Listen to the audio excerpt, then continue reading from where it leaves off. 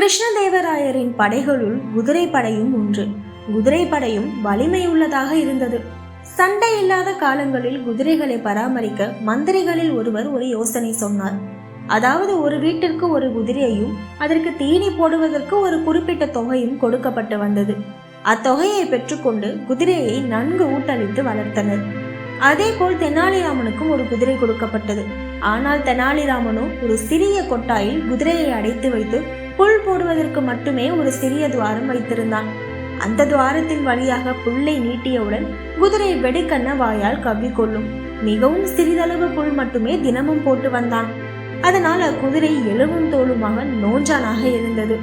குதிரைக்கு தீனி வாங்கி போடும் பணத்தில் தெனாலிராமன் நன்கு உண்டு கொழுத்தான்.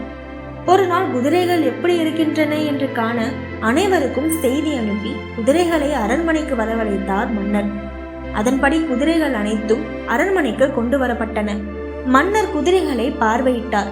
குதிரைகள் அனைத்தும் மிக திருப்திகரமாக இருந்ததால் மன்னர் மகிழ்ச்சி அடைந்தார். அங்கிருந்த தெனாலிராமனை அழைத்து, உன் குதிரையை ஏன் கொண்டு வரவில்லை என மன்னர் கேட்டார். அதற்கு தெனாலிராமனோ, என் குதிரை மிகவும் முரட்டுத்தனமாக இருக்கிறது, அதை என்னால் அடக்க முடியவில்லை, அதனால் தான் இங்கே கொண்டு வரவில்லை என்றான்.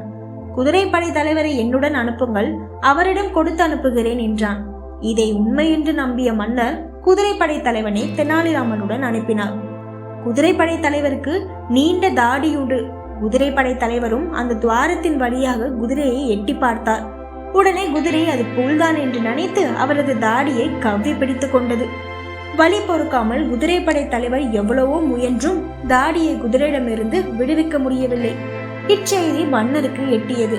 மன்னரும் உண்மையிலே இது முரட்டு குதிரையாக தான் இருக்கும் என்று எண்ணி தெனாலிராமன் வீட்டுக்கு விரைந்தார்.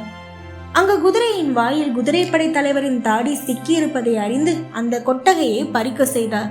பின் குதிரையை பார்த்தால் குதிரை எலும்பும் தோலுமாக நிற்பதற்கு கூட சக்தியற்று இருந்ததை கண்டு மன்னர் கோபம் கொண்டு அதன் காரணத்தை தெனாலிராமனிடம் கேட்டார். அதற்கு தெனாலிராமன், இவ்வாறு சக்தியற்று இருக்கும் போதே குதிரைப்படை தலைவரின் தாடியை கவ்விக்கொண்டு விடமாட்டேன் என்கிறது. நன்கு உணவு ஊட்டி வளர்த்திருந்தால் குதிரைப்படை தலைவரின் கதி அதோ கதிதான் ஆகியிருக்கும் என்றான். இதை கேட்ட மன்னன் கோபத்திலும் சிரித்து விட்டார். பின்னர் தெனாலிராமனை மன்னித்தும் விட்டார். இது மாதிரி தெனாலிராமன் இன்னும் புத்திசாலித்தனமா வேற என்ன விஷயங்கள்லாம் பண்ணாருன்னு நீங்க தெரிஞ்சுக்கணும்னா மறக்காம ரேடியோ டாக்கீஸ் சேனலை சப்ஸ்கிரைப் பண்ணுங்க.